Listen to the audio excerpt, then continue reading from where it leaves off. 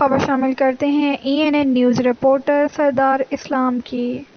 میں ہوں سردار اسلام۔ آج میں موجود ہوں ایک ایسے نوجوان کے ساتھ جس نے ابھی 4 سے 5 دن پہلے علی امین گڈھا پوری پر جوتا اٹھالا اور کشمیریوں کی تذلیل کرنے والے کو ادھر ہی منہ توڑ جواب دیا۔ راجہ زرنوش نسیم صاحب ہمارے ساتھ موجود ہیں۔ راجہ زرنوش نسیم صاحب، اگر بات کی جائے کشمیری قوم کی، جس طرح سے کشمیری قوم مہمان نواز ہے، جس طرح سے مہمانوں کا استقبال کرتی ہے، تو آپ کیا علی امین گڈھا پوری کے حوالے سے کیا گھر سے پلان بنا کر آئے تھے، یا کوئی سیاسی پروپوگنڈا تھا، یا پھر آپ نے جو ہے نا اپنی ذاتی حیثیت سے جو ہے نا اپنی شہرت کے لیے علی امین گڈھا پوری صاحب پر جوتا اچھالا اور آپ دنوں رات میں مقبول و معروف ہو گئے؟ بسم اللہ الرحمن الرحیم۔ سب سے پہلے میں آپ کو تعارف کروا دیتا ہوں۔ زرنوش نسیم میرا نام ہے، ضلع باغ سے ہوں، اور میں اسلامک یونیورسٹی میں اسٹوڈنٹ ہوں، BS کر رہا ہوں۔ تعارف کروانے کے بعد میں آپ کو یہ بات بتاتا چلوں کہ جب تک یہ عمل نہیں ہوا تھا، اس سے پہلے تو مجھے کوئی اس حوالے سے کوئی آئیڈیا نہیں تھا مجھے کہ اس کے بعد کیا ہوگا۔ عوام نے سپورٹ کیا، سارے کشمیری غیرت کی بنیاد پہ اکٹھے ہوئے اور سارے جتنا بھی ڈیفینڈ کیا اس معاملے کو۔ تو اس چیز سے پہلے بالکل اس چیز کا آئیڈیا نہیں تھا کہ اس کے بعد کیا ہوگا۔ ظاہر ہے اتنا بڑا مجمع تھا، اس میں تو یہ سوچ کے گیا تھا کہ لوگوں کا ری ایکشن ہوگا اور شاید میں ہاسپٹل میں جا کے میری آنکھ کھلے اور شاید آگے کچھ بھی ہو سکتا ہے۔ تو اس حوالے سے تو بالکل ایک یہ بات آپ سمجھ سکتے ہیں، یہ بات بالکل بے بنیاد ہے کہ اس شہرت کے لیے یا کسی کی سیاسی جماعت کے لیے۔ اچھا، سیاسی جماعت کے بارے میں آپ کو بتا دوں کہ سیاسی جماعت میرا کوئی میں سیاسی نظام کا قائل نہیں ہوں اور میرا کوئی سیاسی بیک گراؤنڈ نہیں ہے۔ میں کسی پارٹی کو سپورٹ بھی نہیں کر رہا، اور جب میں کسی سیاسی جماعت کو سپورٹ نہیں کر رہا تو میں پھر کسی سیاسی جماعت کے پروپیگنڈے کا شکار کیسے ہو سکتا ہوں؟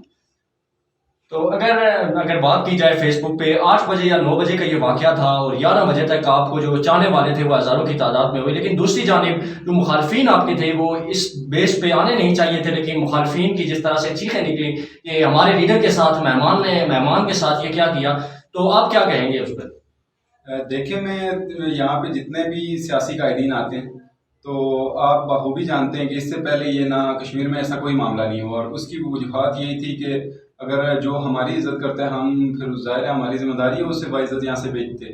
تو کشمیر پہ آواز، کشمیریوں کے بارے میں ایسے الفاظ استعمال کیے گئے جس میں کہا گیا کشمیری 2 ٹکے کے ہیں، اور وہ آڈیو کا جو لیک ہوئی تھی وہ آپ سن سکتے ہیں۔ تو اس کے بعد میرے خیال میں پھر جو لوگ یہ بات بول رہے ہیں کہ یہ کوئی سیاسی تعلق ہے یا یہ ذاتی بنیاد پہ کچھ ہوا ہے، تو یہ تو بالکل بے بنیاد چیز ہے۔ اور اس میں سیاسی لوگ، میرے خیال میں جب میں جیل میں تھا تو تقریباً تمام جماعتوں کے وہاں پہ لوگ موجود تھے، اور کشمیریت کی بنیاد پہ اور غیرت کے نام پہ وہ وہاں پہ آئے تھے۔ تو بہت کم لوگ ہیں جو اس طرح کا پروپوگنڈا کر رہے ہیں کہ یہ مہمان نوازی اور یہ ساری چیزیں۔ کشمیری مہمان نواز ہیں اور مہمان نوازی الحمدللہ کرتے رہیں۔ آپ اس سے پہلے کبھی اس طرح کا کوئی واقعہ نہیں ہوا جب کشمیریوں کے بارے میں اس طرح کی کوئی بات نہیں کہی تھی۔ تو راجہ یاسین صاحب آپ کی طرف ایک دم لمکے ہوئے آئے، تو کچھ لوگوں کا یہ خیال تھا کہ سیاسی بیک گراؤنڈ کے حوالے سے پیسے دے کر اس نوجوان کو خرید لیا گیا ہے، اور خود جو ہے راجہ یاسین صاحب اور ان کی ٹیم نے جوتا اچھالنے کا کہا ہے، تو آپ نے جو ہے نا مداح ہیں، آپ کے جو عوام ہے سن رہی ہے آپ کو، اس کو آپ کیا کہیں گے اس پہ؟